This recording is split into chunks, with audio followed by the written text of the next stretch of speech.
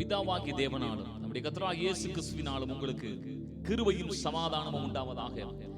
ஆதியாகமம் 2ஆம் அதிகாரம் 18ஆம் வசனத்திலே கர்த்தர் சொல்லுகிறார், மனுஷன் தனிமையாய் இருப்பது நல்லதல்ல, அவனுக்கு ஏற்ற துணையை உண்டாக்குவேன். தான் படைத்த நாளிலே மனுஷன் இப்பொழுது தனிமையா இருக்கிறான். அவன் தனிமையாக ஆதரவில்லாமல் துணை இல்லாமல் இருப்பதை தேவன் விரும்பவில்லை.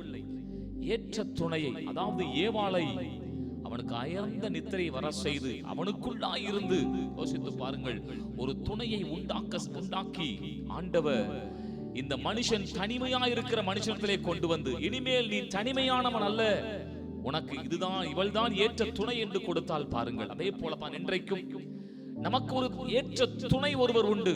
அவர்தான் பரிசுத்த ஆவியானவர். அவருடைய பெயரே துணையாளர், தேற்றரவாளன்.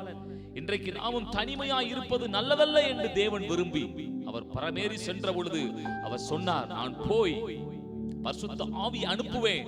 அவர் எப்போதும் உங்களுக்குள்ளே உலாவி உங்களுக்குள்ளே வாசம் பண்ணி உங்கள் தேவனாய் இருப்பார், உங்களுக்கு துணையாய் இருப்பார், தேற்றரவாளனாய் இருப்பார் சொன்ன வார்த்தையின்படியே நமக்கு ஏற்ற துணையாகிய பரிசுத்த ஆவியானவர் இன்றைக்கு நம்மோடு கூட இருக்கிறார். ஆகவே இந்த வார்த்தையின்படியே கர்த்தர் உங்களையும் என்னையும் ஆசீர்வதிப்பாராக. ஆமென்.